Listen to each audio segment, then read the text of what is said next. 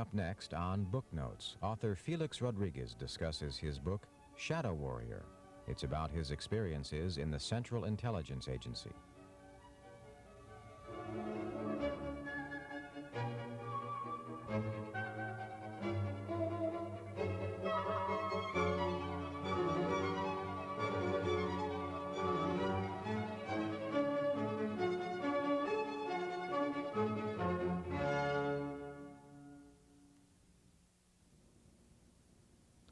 Félix Rodríguez, author of Shadow Warrior, the CIA hero of 100 unknown battles. Let me read you one sentence from page 65 and get your reaction. I volunteered to assassinate Fidel Castro and the Americans took me up on it. Why'd you write that? Well, it was in 1960 when we were in the training camps actually we were in Panama then for final training before the Bay of Pigs. And a friend of mine and I discussed it, and we thought that would shorten the war in Cuba if Fidel were taken out. So we called our case officer at that time in the area in Panama where we were, and we volunteered to kill Fidel. We were at that time about 19 years old then. How close did you get? Well, we were given a rifle with a telescopic sight, and we were 3 times we attempted to infiltrate Cuba with a boat that had a Ukrainian crew on it, plus an American captain, and we went twice close to the coastline, and the boat who were supposed to meet us never arrived. And so on the 3rd attempt, after the 3rd attempt, we returned. They told us that the plan had been changed, had been canceled, so they took the rifle away. They added 2 more members, Cubans, to my team, and we went in as a member of the infiltration team for Las Villas province. Didn't give it any second thought to kill another human being? Well, if you have seen how many people Fidel have killed, how many of our friends he has assassinated, it's a different perspective. It's a different situation. We don't believe that a government should be involved in that, but at the same time, like the same people, like the Israeli, not the Israeli, the Jewish people, if you tell them that Hitler were alive, I think there will be a lot of people trying to get him. I guess it's the same or similar situation with the Cubans. Have you known a lot of people in your life that have said the same thing, that they'd be glad to kill Fidel Castro? Oh, yes. Many. How come no one's ever gotten the job done? Some have tried, and Fidel have a very, very good security system. In the past, he had a Czechoslovakian who ran his security force, and he moved from one place to the other. For example, when I was in Havana, I saw him moving near the Malecon area with 5 bulletproof Mercedes, all exactly the same, with the same antennas. You could not tell one from the other. And he, I believe, ride either in number 2 up to number 4 in between. So you never know which one of the 5 cars he was going to be in. It was very hard to get him. What will happen when he no longer is in power? I think it's going to be a tremendous power struggle inside Cuba. I still believe that it will happen pretty soon. There is a lot of problems right now between him and his brother. Raúl is trying to seize power or be in a position to seize power if anything happened to Fidel. And there is a lot of problems, in my opinion, between Raúl group and other groups in the Cuban military. Like we have seen, for example, the execution of General Ochoa, which was from a different group, the group of Cuban generals who were in Africa, Cuban generals that were in Angola, in Ethiopia, in Nicaragua, and the other group that are just friends to Raúl Castro, which is not part of that elite corps. And there is a lot of problems among both groups, or between both groups in there. Today, tell us your status. Are you an American citizen? Yes, I am. How long have you been one? Since 1969. How long did you serve in, excuse me, in the U.S. military? Well, after the Bay of Pigs, President Kennedy gave a commission to the officers in the brigade to be member of the armed forces of the United States. And I was given a presidential commission as a 2nd lieutenant in the Army in Fort Benning, Georgia. And I only resigned because Manuel Artime, who was the civilian leader of the brigade, came to me at that time in Fort Benning, Georgia, and told me that the president has personally authorized an operation to overthrow Fidel. And thus, I believe, also go closely with the fact that President Kennedy was assassinated. I believe very strongly that Fidel's hand was behind that. After President Kennedy's failure with the Bay of Pigs, he got all the Cubans out of prison who were captured during the Bay of Pigs. And in the Orange Bowl in Miami, he gathered with all of them after they were put out of Cuba and promised to return the brigade flag in a free Havana. And after that, he took definitely measures to that effect. He gave us commission in the armed forces, and then he started and organizing a special operation out of Nicaragua, where I was a participant for. As a matter of fact, at that point in time, I specifically asked proof that the U.S. government was involved in that operation against Fidel, and they said, what do you need? And I said, well, if you wanted me to take a special communication training, I'd like to have it in uniform, even though it has nothing to do with the Army. And they said, okay, no problem. And sure enough, a few weeks later, Mr. Moose and Mr. Flanagan showed up in Fort Benning, Georgia, and I was given a special training for communication for that project that was sponsored by the President of the United States. 3 of us resigned to our commission to participate in there. So how long, where do you live now? Miami. How big is your family? Well, I have a son, a daughter, and my wife. My father is still alive. And where do you work now? Well, I am retired from the agency since 1976, but I have continued to support, like when I went to El Salvador back in 1985, I went there as a volunteer to help the Salvadorian government with the helicopter concept that I knew was going to be a valid operation, and it proved to be so. We were able to capture in our first operation on the 18th of April of 1985, Nidia Diaz, the commander, who happens to be also the commander from the PRTC, that was the unit who assassinated the Marines later on. We captured her, and she was later exchanged by President Duarte's daughter, and Nidia Diaz now lives in Havana. So it was a very valid, I believe, concept, which proved to be very effective in El Salvador. You said that you retired from the agency. What agency? CIA in 1976. How long did you work for it? Oh, I worked since 1960, like I say, on and off a few times. Like when I went to the Army, I left it and then back again. Can you afford to live now without, I mean, do you have a means of income besides? Yes, I have my retirement that I received, and also my wife worked at the University of Miami, Barry University, Miami. Show the audience what this book looks like, and it's brand new. It's called Shadow Warrior. The CIA, you can see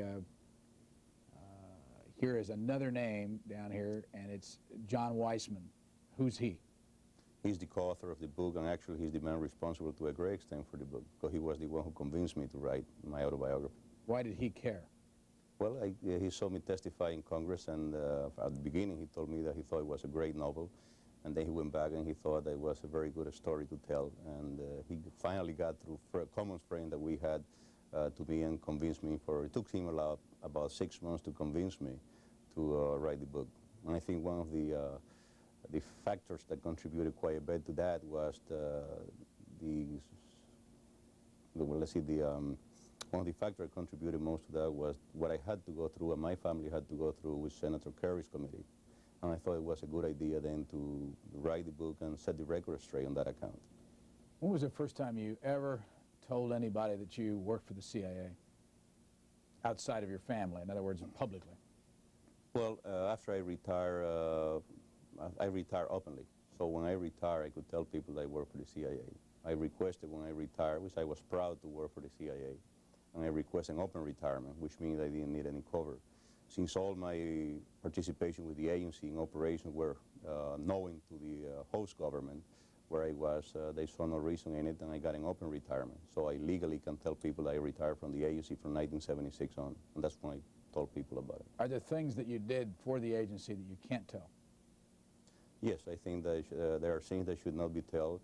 For the same reason, there are operations that are still going on, or still giving fruits, and if it be revealed, it will completely destroy its value. Did you have to have this book cleared by the CIA? Yes, I did.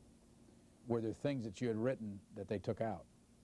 It was very little that they took out because I made sure that I didn't put anything that would compromise people or operations. So there were some technical words that we had no problem with. We worked very closely together in reviewing the book, and there are a few things that we found it was a very valid request, and we took it out, and others that we requested to keep it in, and they saw there was no need to take it out, and we worked it out, and we had a clearance for the book.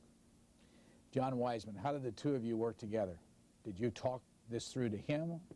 Did you do it in a tape recorder? Did you write? Or did... Well, no, we got together, and I used to talk to him about the different experience, and he will tape it, and then he will come back with manuscript, and we'll discuss it, and he'll write it, and there were things that I didn't feel were accurate because it's hard to project it that way until we finally got it that I like very much what came out in the book.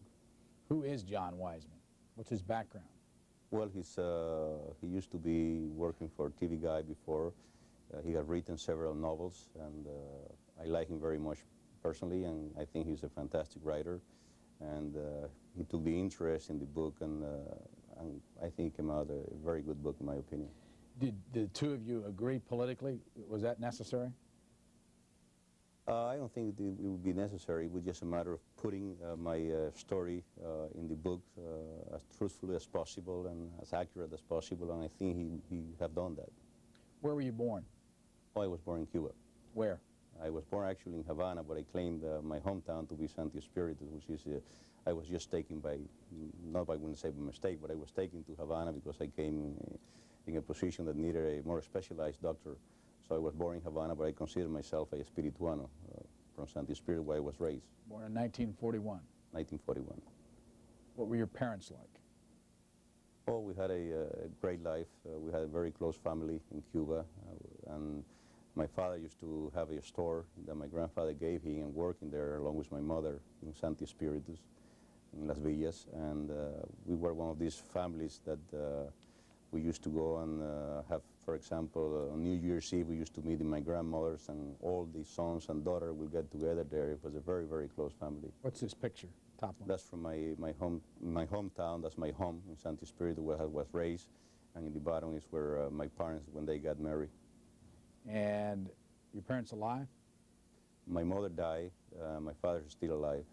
Where does he live? He lives in Miami with us. We have a big house, sort of a condominium type, and my father lives with me on the other side. What did he do for a living? Well, he had a store in Cuba, and he used to have all kind of to buy, what do you call it, a general store, especially presents and things like that, and that he's selling there. How did you, as a family, leave Cuba? Well, I came to school back in 1953, 54 to Pennsylvania to go to high school. So I went to procurement preparatory school until I finally graduated in 1960. And, but we used to live in Santi Espiritu, and I used to commute back and forth and go back to Cuba just about 2-3 times a year to visit them. Why did you go to school in Pennsylvania? Well, my uncle offered me to go to school, and had another uncle who convinced me how important it was to have an education outside, to be able to speak another language, and it will help me through my life in the future. I wanted actually to be an architect and an engineer, like my uncles were. But because of the Cuban, instead of going to the University of Miami, which I was accepted, I decided to go and fight for my country. What did you learn in Pennsylvania about what your own interests were?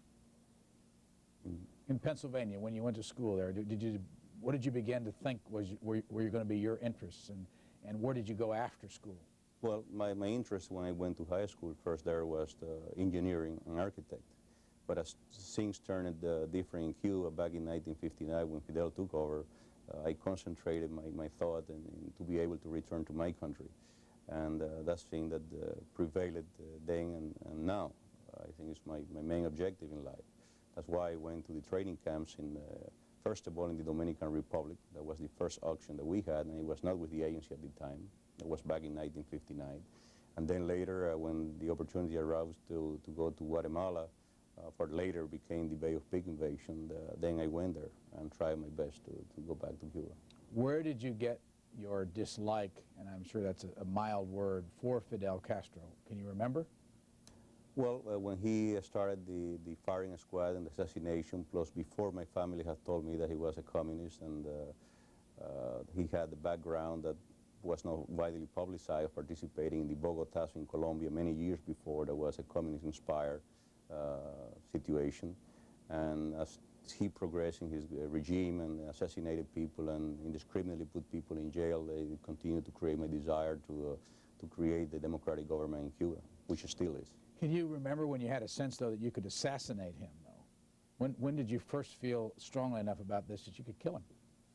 Well, we were in the training camps. We saw that there was, we were all preparing to go for the invasion, for enforcing there. And we thought that this would be, like I said before, an opportunity to shorten the war in there. Instead of having a long-term war, if we eliminate Fidel, which was the head of the revolution, it would probably be easier for all the rest of the forces to come in and seize power. Who's Che Guevara? Che Guevara was one of the members who landed with Fidel in Cuba when he first went to the Sierra Maestra to fight against Batista. And we'll know he's a well-known revolutionary who then left Cuba and went to Africa in 1965 and then went to Bolivia in 1966, at the end of 1966. Where was he from originally? Argentina. Argentina. And it's something that you take great pleasure in here in this book, telling the story about Che Guevara. Why? Well, it's not that I take it great pleasure. It's part of the history, part of Well, what I happened. meant by that is you talk about it being one of your most memorable moments on the day that Yes. you can tell the story. Sure. Well, for a long time, he has been one of our greatest adversaries. He was one of the people who headed the La Cabaña fortress and who actually assassinated thousands of Cubans in there. And when I was told by the agency in 1967 that he was in Bolivia, would I participate? After they talked to me, I thought it was a fantastic challenge to go there and try to roll back what he was trying to do in Central America, the same thing that had happened in Cuba. How did he die? Well, when I arrived This is to the Bolivia, two of you, by the way. This picture is of the two of you right here? right, that's the only picture ever of Commander Guevara in captivity. It had never been made public until this year. And everybody thought probably they never existed. And that's why I believe that recently they called the Cuban interest section and he said that their official version of Che's death was that he died in combat. How did this picture then become public? Well, I had the pictures, and finally now a lot of people convinced I should release it with the book, and it would be interesting to people, and also tell the story of how it happened. Because a lot of people have claims from different sides how Che Guevara died. If you take a version from the far right, you take a version from the far left, they are 180 degrees apart. And I thought for the benefit of history that the story should be told the way it happened without taking them apart for historical purposes. How did it happen? Well, I guess it was definitely one of the highlights of my life. It's a situation that I did face in Bolivia, which I hope I don't have to face again. But for example, we went there as an advisor to the 2nd Ranger Battalion, who was the battalion under the 8th Division that was operating in the area where he was. Let me stop you just a second. This was in what year? 1967. And you were working for the agency? Right. Assigned to Bolivia? Right, assigned to work with the government of Bolivia, and one of the reasons that they chose me and my friend, another Cuban, was that we were not U.S. citizens at the time. And there was a prohibition by the U.S. ambassador in Bolivia that no non-U.S. citizen could go, but no U.S. citizen could participate in the operational area, avoiding a conflict. So I had not the limitation because I was not a citizen. So I was able to accompany the units or being in real conflicting areas in the area. And go ahead and tell the story. Okay. When I first got there, we worked closely first in La Esperanza with the 2nd Ranger Battalion. My friend concentrated mostly in training what we call the eyes and ears of the battalion. There was a specialized unit of people who spoke the Quechua and the Aymara, farmers from the area that were just turned into soldiers, and they were to go in civilian clothes when the battalion were to be deployed to be able to talk to the farmers and get the information to feed the intelligence to the battalion. At the same time, I concentrated mostly in operating at the division level with Colonel Centeno, who was later assassinated in Paris by the so-called Commando Che Guevara, being ambassador of Bolivia in France. And I was an advisor to the colonel and to his head of intelligence at the time. So we were able to track all the movement of Che, and I used to accompany the head of intelligence to whenever there was an encounter with the guerrillas by other units, Bolivian units. For example, we were able to keep alive Paco, Jose Castillo Chavez, who I interrogated and gave us the in-depth intelligence on how Che's group operated with the vanguard, central, and rear guard. Because of his intelligence, we were able to determine when Lieutenant Galindo had an encounter and killed 3 guerrillas. One of them was a Cuban by the name of Miguel, the other one was a Bolivian doctor called Mario Gutierrez Ardaya, and another Bolivian leader called Coco Peredo. We knew from Paco that these were the 3 forward elements of Che, and that Che was in the area. So with this information, I was able to go back to Colonel Centeno and recommend that the training should be cut short of the battalion that was being specially trained by the U.S. Special Forces. So he cut 2 weeks out of the training that had to be just for graduation purposes and moved the battalion into the area at the very end of September. I guess it's also a great element of luck that on the 7th of October, the intelligence unit that we had trained, or my friend actually had trained, had a conversation with campesinos or farmers in the area who told them that they were voices at the Quebrada del Churro, where nobody is supposed to be. So he passed this information to the captain of the company that was operating already in the area from this battalion, and they put a surrounded around that specific area on the evening of the 7th of October. On the 8th, when they first started to move, they had the first encounter with the guerrilla. They were able to capture Commander Guevara alive with another Bolivian called Simon Cubas, whose war name was Willie.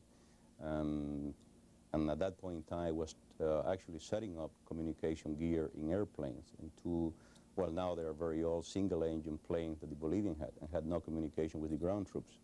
So I took the time to put the antennas and to put a PRC-10 radio that was compatible, to have a compatible communication from the air to the ground. So when that arrived, and they was still not clear, you can imagine what sensation of not only happiness, but it's hard to explain that probably Guevara was captured, and nobody could really believe it. So I got into the back seat of one of the planes, and Major Serrat into the back of the other one. We flew over the area, and we confirmed that it was what they call Papa, who was the leader of the guerrilla, Cansado, and then they say El Extranjero, which is the foreigner. So we knew that it was Che. So we returned from there, and that evening we gathered at the hotel in Valle Grande, and I asked Colonel Centeno I wanted to accompany him. And he spoke to his people in there and told them that how much we had helped them. And if they didn't mind, he knew how much it meant to me to be face-to-face with my enemy for many, many years. So he agreed, and everybody agreed in the area. And on the following day, we flew up 7 o'clock in the morning on a small helicopter. The pilot, who was Major Jaime Niño de Guzman, Colonel Centeno, myself, into La Higuera. So we first came in, and we landed right beside the schoolhouse where he was. And Colonel Centeno and another officer and myself went into the room. He asked a few questions from Che, and he would look at him and not answer. And so he left the area and went back to the operational area, where still you could hear the fighting going on. They were still shooting less than a kilometer from there, with the rest of the guerrilla was in the general area. So I set up my sort of a shop, little photographing area there to photograph the diary and all the documents that he had with him. So I asked Colonel Centeno, he made available to me his bag where he had all the documents and everything. And once in a while I would go in, and the first time I came in, I looked at him and he was tied down. It was an emotional moment to see this man that I have seen before in his day of glory in Moscow and in China. And now I saw this man on the floor in rags, destroyed, beaten, and in front of him were the dead body of 2 Cubans that were very close to him. So I look at him and I say, Che Guevara, I'd like to talk to you. He looked at me very arrogantly and said, nobody interrogates me. I wish I looked back and said, look, I didn't come here to interrogate you. Say, our ideals are different, but I admire you. You used to be a head of a state in Cuba, and you are like this because you believe in your ideal. I just came to talk to you. So he looked to me for about a minute or so, and so if I was sincere. So then he said, can I sit? Can you untie me? And I said, sure. So I ordered one of the soldiers in there to come in and untie him, and we sat him on a little bench.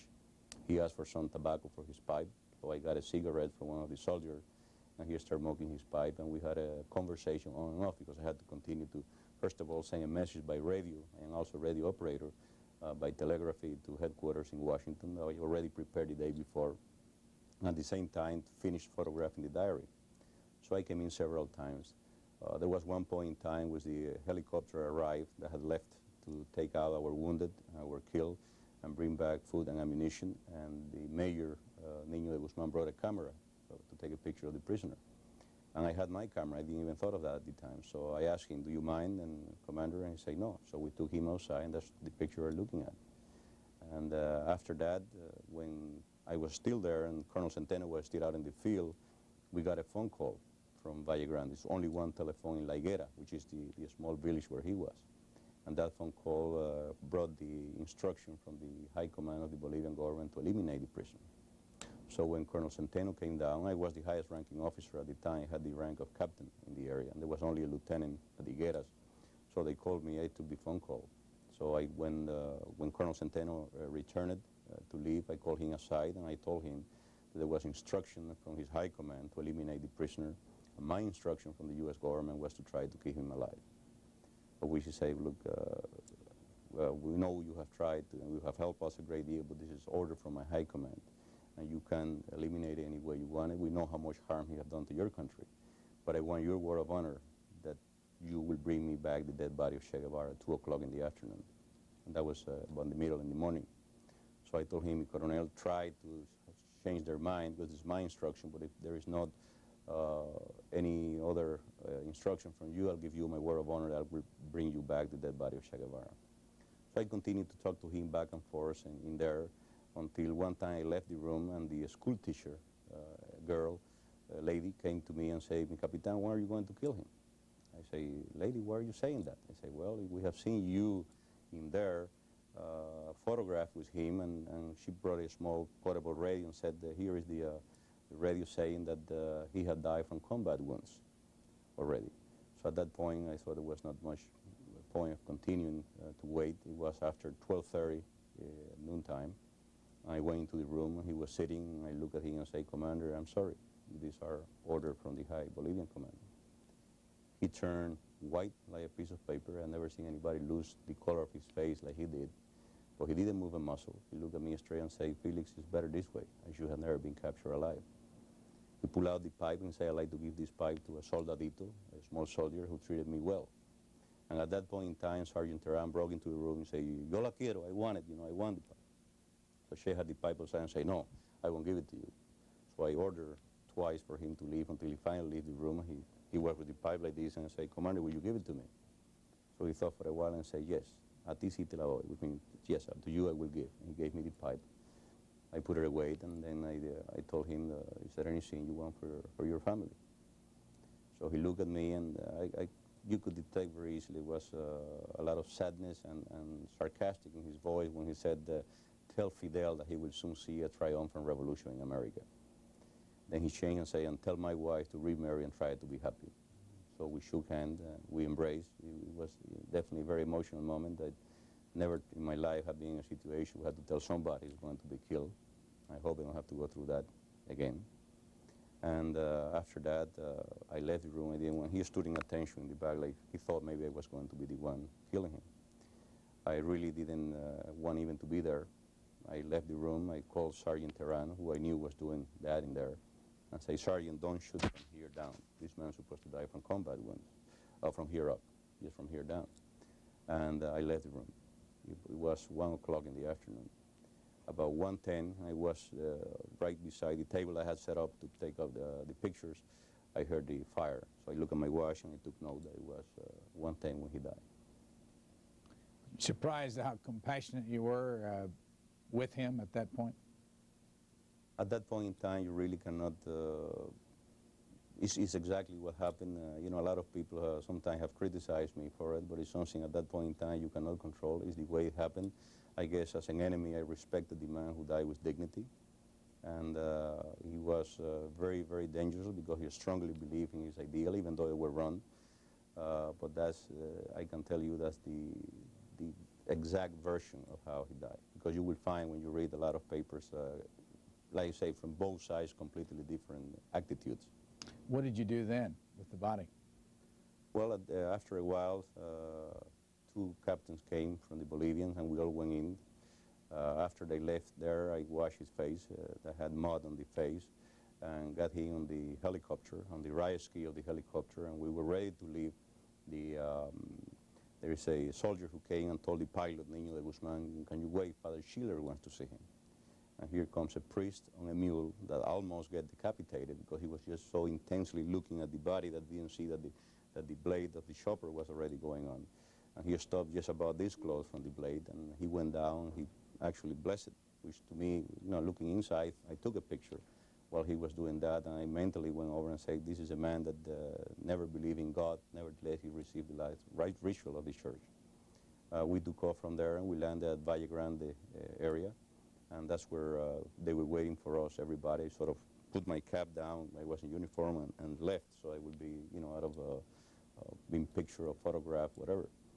And of course, everybody left with the body to the hospital, Nuestra Señora de Malta, where he was attended there. And I stayed with the head of intelligence, Major Saucedo, and the head of operation, Serrate, and the pilot. And then went and had the meeting with General Obando, who was the commander-in-chief of the armed forces. This is the book where talking about, and the author is Félix Rodríguez, along with John Wiseman. Shadow Warrior is the title. How do you remember all this? Well, this, first of all, is very intense. It's something that is hard for you to raise from your mind. Second, I had to brief a lot of people. My first briefing, of course, was my case officer in Bolivia. Then I have to give the same story to General Porter in Panama and other people. So it's something that is not very easy to forget. Here's some more photographs from the book, and including what is over here is a picture of John Kerry, senator from Massachusetts. Senator Sarbanes next to him. George Bush, the President of the United States, and yours truly? Yeah. When was this taken? I was taken on May the 1st, 1986. And why were you there with the Vice President? Well, I had met the Vice President, first of all, the first time was in January. Don Gregg introduced me to him when I was going to El Salvador for the helicopter concept. And I briefed him on the helicopter concept and also showed him an album that I have with the capture of Che Guevara. So the second time I went to visit him. At that point in time, I was planning to leave El Salvador. I want to show the audience also this note. We've heard a lot about the presidential notes, and this was from October 23rd, 1988. Right, I sent the president-elect at the time a Christmas card, and he was nice enough to answer me with another card. And he says in here, yes, the truth is powerful. You have told the truth. Why was he writing to you about truth? Well, we all have been so much, because I believe mostly the political situation, trying to implicate that he knew more about those things. And we always believe that the truth is powerful and it will eventually prevail. So he was telling me that I know that it did prevail, the truth. You went to his inaugural. Why? Oh, I am very proud to have been there. I admire the President of the United States. And I know better than anybody else his truthfulness and his integrity. They have been put in question by a lot of people for political reasons. How do you know better than anybody else? Because everybody accused that I told him about the country. And I know that I never mentioned to him or Don Gregg anything about the country. And this all came out in the hearings? Oh, yes. What did you think of the hearings? Well, I'll tell you, when I went to the hearings, a lot of people told me to bring a lawyer, in my house including. And I thought that it would be odd for me, if I believe in this country, that I would need a lawyer to defend what I have been doing for the last 27 years at that point in time, to defend the United States and my ideals. And if I needed a lawyer to defend that, then I was in the wrong country, and I don't believe I am in the wrong country. When it proved to be so. When did you testify? I testified on the 27th and the 28th of May, 1987. Before what committee? Oh, the Grand Contra Committee. And why were you called? I was called because I participated in the resupply of the Contra by providing in El Salvador the contacts to be able to launch the operation from there for a resupply of the Contras, actually. And you also testified before Senator Kerry's committee. Yes, that's another one of the motives why I wrote the book. After all the testimony in Congress, he used a man called Ramon Milian Rodriguez to imply that with the knowledge of the Vice President then, I had received $10 million of drug money for the Contras from Milian Rodriguez. And he had proven that it was an absolute lie. I did talk to him once at the request of a lieutenant who said that Milian Rodriguez could compromise the government of Nicaragua. That he was asked on a tape of an assistant of Daniel Ortega from Guatemala to set up a laundering money operation out of Panama for the benefit of the Nicaraguan government. I went and heard him out, and as soon as I finished the meeting with Milian Rodriguez, I passed the information to the FBI, and when I came to Washington, I passed the information to the CIA. And ever since, I never even talked to the guy again in my life. And Kerry used this individual who had been put in jail for 46 years into promoting the idea that the Vice President knew about it and authorized this type of an operation. I was involved in getting the money for the country. Actually, I was in El Salvador flying at the time when my wife called me and told me that there was a story in the Miami Herald saying about that, which I told her, forget about it. It's nothing true to it. But she was very concerned because people doesn't know us, and they read this in the paper, and it's very detrimental to you, to your family, and to your integrity. So I did go and testify in private with Senator Kerry. It was a very strong hearing, and they didn't want to do it in an open hearing at the time. And then it took me well over a year to testify openly. And when they did, which I hope that C-SPAN could cover it, because he made sure that C-SPAN did cover the hearing with Félix Rodríguez, and I specifically requested from Kathleen Smith and Jack Blum from his committee that I wanted to testify with C-SPAN coverage.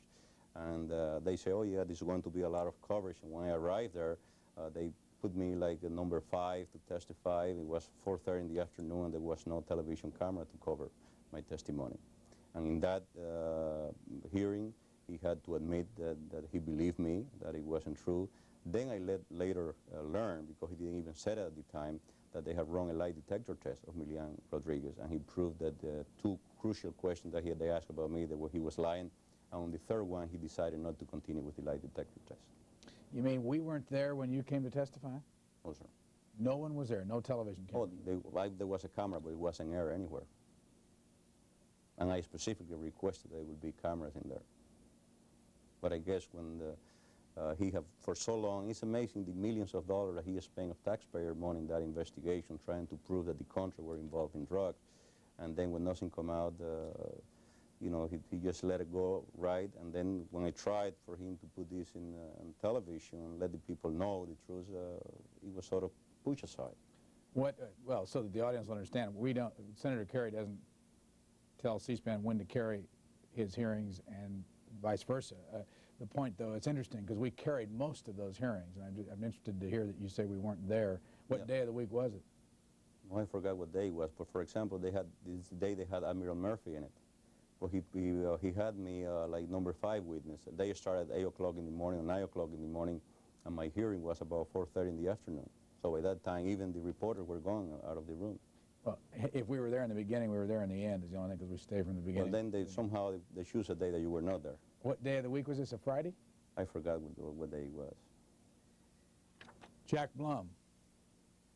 Here's on page 256, Jack Blum's wimpish reaction. You feel strongly about Jack Blum. Yes. Who is he? I don't like the way. He's a lawyer that apparently came out of the Institute for Policy that head by Ambassador White, which everybody knows a very liberal individual. And actually I didn't realize at the time that they were the one who got Kerry involved in this investigation, the group from Ambassador White. Ambassador White used to be the ambassador to El Salvador? El Salvador, at the end of Jimmy Carter's presidency. And Jack Blum worked for him? Yeah, he was a member of the trustee of the board of trustee of Jack Blum's, of Ambassador White organization. And it's fascinating when you see the relationship between Jack Blum, Kerry's committee, the Christic Institute. It was recently thrown out of court, all the things that they did with that completely outrageous claim of assassination teams and the assassination of a then Pastora.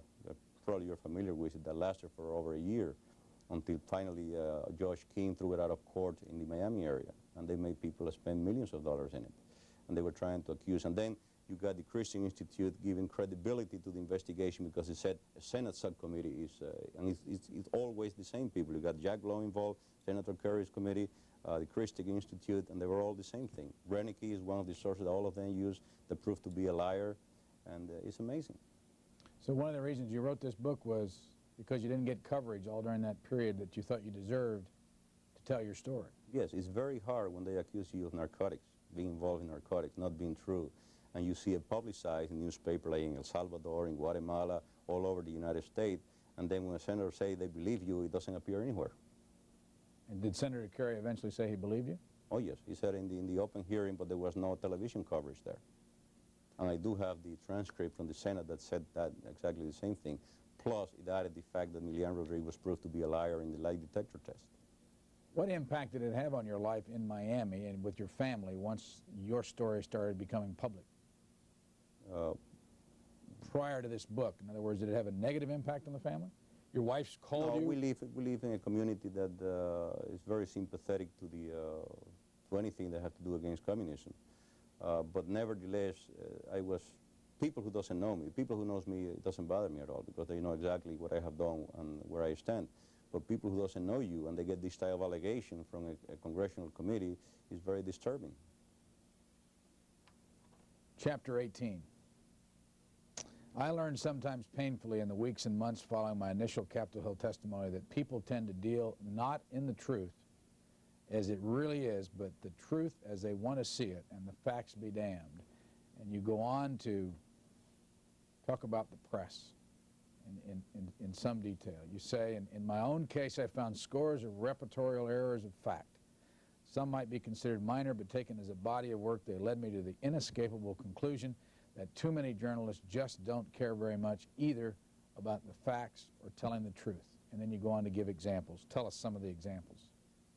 Oh, we had, for example, reports of an organization, or in the Rolling Stone, a piece in the Rolling Stone that make the same echo of the Kerry Committee, an operation they invented called Black Eagle, and they claim that all of these people were involved, that I was involved in an operation before North's operation in supporting the Contra, which never existed.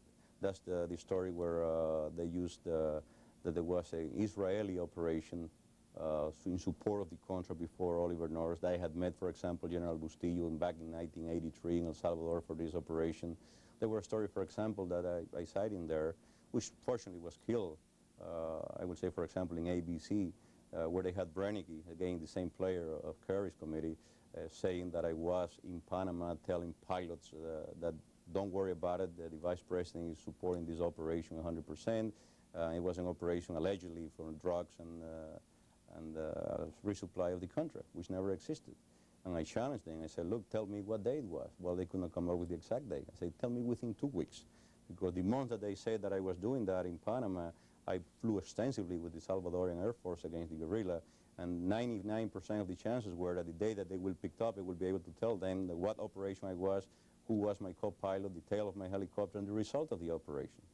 So when the other source that they had could not give any of this detail, they eventually killed the source. But there was a lot of this misinformation all over. Brennicky, is that Richard Brennicky? Right. Who is he? I don't know. I have read later on that he was, I believe, a businessman from Oregon who claimed that he worked for the CIA. He claimed that he worked for the Israeli. And I believe he's under indictment right now for lying. He's portraying a federal agent. Like he said, he used to work for the CIA and produce a fake document from the agency. Who's Jose Blandon? Well, I never knew of him until I saw it in one of the tapes. I think it was either Senator Curry or Leslie Cockburn, which is the same group that manipulated all of this operation. And he claimed at one point in time, which was put out of context. I remember seeing a tape from him saying, yes, Félix Rodríguez was the one that, well, I saw him the first time on television because I never met him in my life. That's Jose Blandon, and who is he? Well, I read that he was an advisor to Noriega, an intelligence advisor to Noriega at one point in time. Now, this is a few weeks ago, the day of the attempted Panamanian coup against General Noriega. He is standing in the Senate Radio and Television Gallery, and you'll see in just a moment that there are senators from both sides of the political fence. Mm-hmm. Senator Helms on the conservative side, Senator Kerry on the liberal side, and others, including Senator D'Amato. Is he, in your opinion, a reliable witness? Well, see, I don't know because I don't know him, because when he was put in context, what happened, the way I saw it in there was, they were trying to portray this operation that never existed, all right, that I was working with the Israeli to supply the Contra before North's operation. And then they shine Blandon saying, yes, there was a man in El Salvador called Félix Rodríguez who was helping the resupply of the Contra. Now, if he was referring to the time with Oliver North, then he was correct. If he was referring to a time that never existed before, of course he was lying. But I don't know whether he was used in that context or not. You wrote in your book, from my experience, only witnesses whose views were ideologically opposed to Kerry's and Blum's anti-Contra policy were questioned aggressively. One of Kerry's fellow senators, Republican Mitch McConnell, privately wrote the Massachusetts Democrat that an investigation was turning into a witch hunt. Did Senator McConnell help you in this process? Well, I went to him and talked to him when he was in the committee with Kerry, and I wanted to testify openly, and Kerry would not have me to testify after I saw Milian Rodriguez's testimony on television. So he held me in trying to get Kerry to have an open hearing with me, and for a long time he didn't, so he provided a press conference in the Senate where everybody was, including most of the network, and they filmed it and it was never aired. I even brought a paper to Senator Kerry saying that it's obviously from the testimony of Milian Rodriguez and myself that one of the two is lying. And I wanted the committee to pursue it to the very end and give the full strength of the law to that one which is lying, who was committing perjury. And I signed that. And I put that on with my uncle, with a affidavit to them, to the committee, to make sure that whoever was lying of the two of us will be prosecuted to the maximum extent of the law. And I don't know whatever happened to that document, because he gave satisfaction to me, but I guess they never give an additional sentence to Milian. Or maybe they were afraid that Milian will come back and say that they promised him some leniency by lying. How many interviews have you given so far on your book? Oh, I guess it's just... how long have you been on? Are you on the tour? Yes, it's about 3 days tour. What's the reaction? I think it's been very positive. Are you getting an opportunity to tell your side of the story? Most of the places, yes. When people disagree with you strongly, what is it over at this stage? When is that? What do people strongly disagree with you about in your tour at this point? Have you done radio call-in shows and things like that where people react? Are people, I mean, do you get a lot of opposition to your point of view? No, as a matter of fact, I had 2 radio shows in New York, and the one that had calls in call, there was not a single negative call. They were all very positive.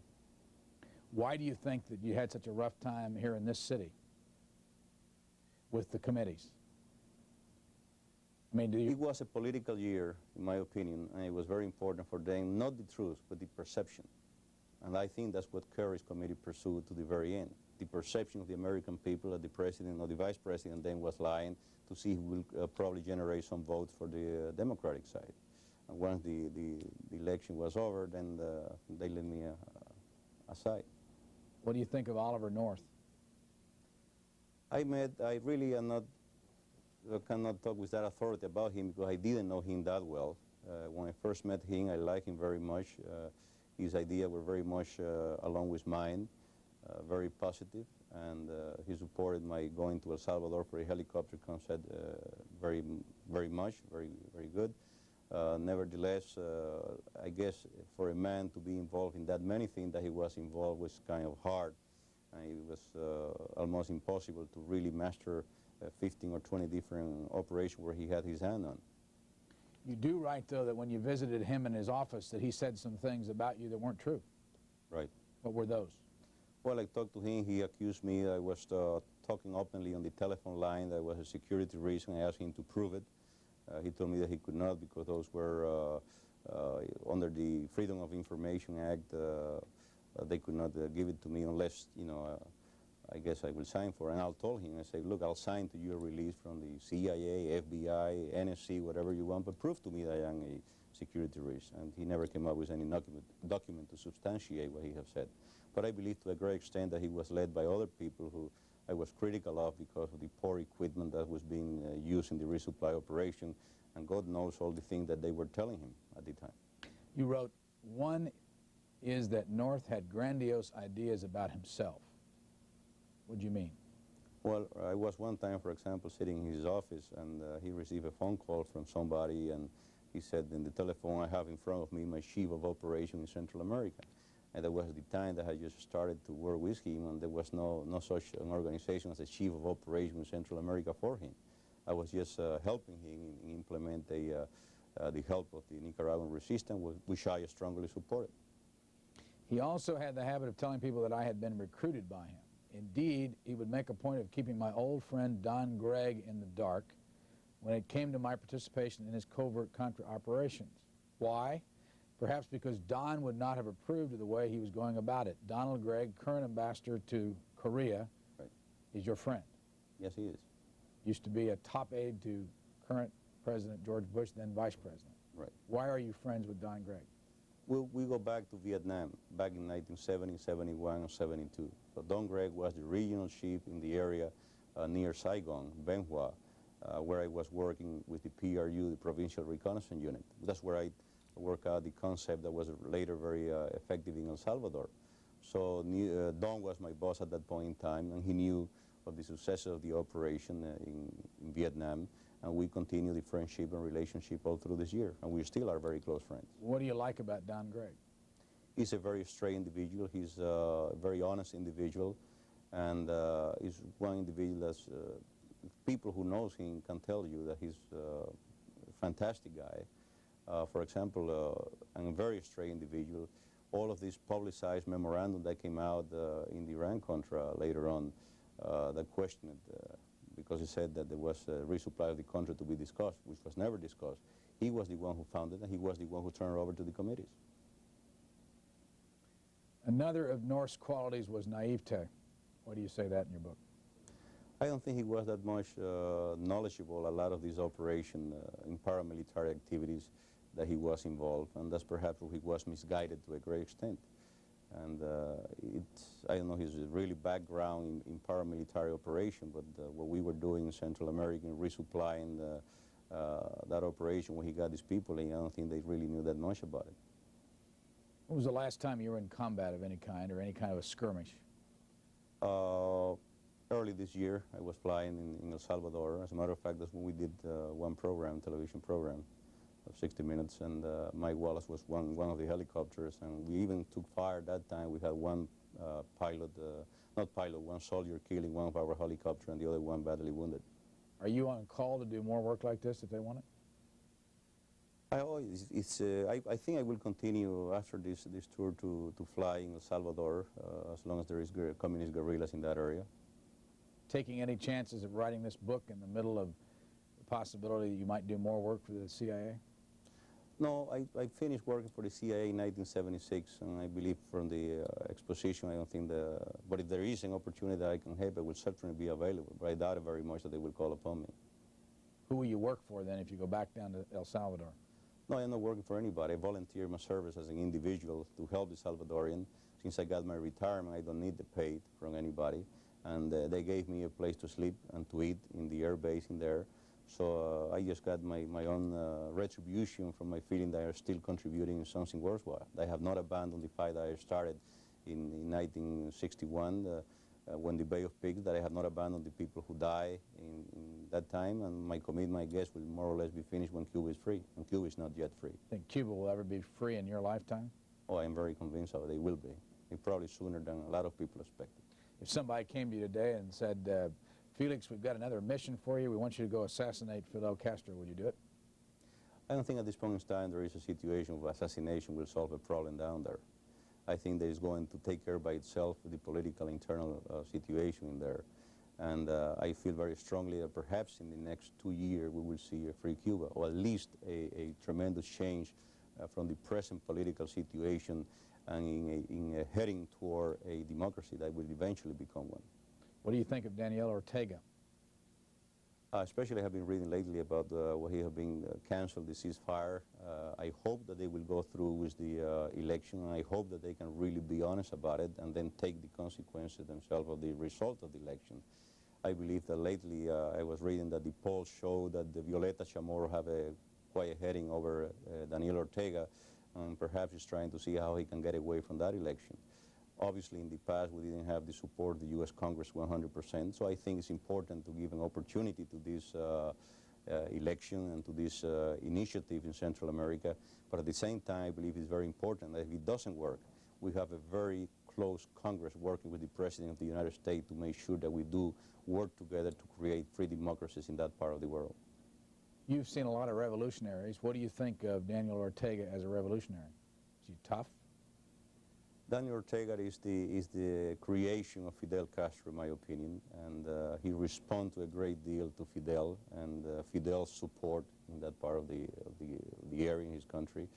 I don't believe he has the popular support of the people, and I believe that there are free elections in there that definitely Violeta Chamorro will win, and then remain to be seen where they will turn over the reign of power to a democracy. You write in your book, page 235, few U.S. congressmen, in fact, have taken adequate time to personally examine the problems in El Salvador. It is far more pleasant for them to travel on fact-finding trips to Paris, Rome, and London. And when they do visit this country, they all too often arrive for only a few hours with their minds made up already. They are prepared to support only those issues they've set into their own personal agendas. Fair criticism? You find a lot of the congressmen that go down there that have do not agree with El Salvador. They go and visit the same people from the left in El Salvador that will tell them what they want to hear. Most of them really doesn't go to the countryside or try to go and go to the hospital. I don't say all, I say a lot of them don't go into the hospital and see really the damaging of the communist mines are doing on the soldiers, on civilian in the area. And you got a lot of problems that they will take, for example, not only that, they will let me see if I can get it, put in word correctly. A lot of time when they have problem with the administration, they take actions which are not what they are seeing there. For example, we see when Congressman Obi cut the supply of the helicopter Hughes 500 to El Salvador. He was having a problem then with the administration, and the 500 was the helicopter I was using to fly treetop level to make sure that there was no civilian casualties, because it's the only helicopter at that altitude that can determine civilians from military or guerrilla troops. You suggest in your book that Congressman Obi was responsible for some El Salvadoran deaths. Well, if you look at it from their perspective, he at one point in time turned down the resupply of 500 helicopter into the area, which was vitally to be used for actually spotting the guerrilla. Before, and that was one of the problems that we had in there, is when there is a contact in the area and they try to bomb a place, if you don't have an eyeball to eyeball contact with them, you may be 200-300 meters off in a very heavily populated country, you may hit the wrong people. So the 500 is actually the helicopter that will determine the exact location of the guerrilla and eliminate the civilian casualties. And because he had problem with the administration, he hold on delivering 5 huge 500 helicopters, and it took a long time to the ambassador and to the head of the mill group to finally convince him to release it one at a time. We only have about 2 minutes left, and I want to show the audience a couple things, and we're going to have to ask Mark on this camera to do that. On your left lapel is a couple of buttons there. One of them looks like some kind of a combat ribbon, and the other one looks like, explain to us, and we'll get it on the screen here in just a second. Okay. What are those two things? This one on top is the CIA intelligence star for valor. And then the bottom one is the button for the veteran of foreign wars. Okay, right, and then you have a tie clasp on that I want the audience to see and ask you what that says. From here it looks like it says George Bush, does it? Yes, it is the tie clip that then Vice President Bush gave me the first time that I visited his office in January of 1985, and I'm very proud of it and to wear it. This is the book, and it's written by Félix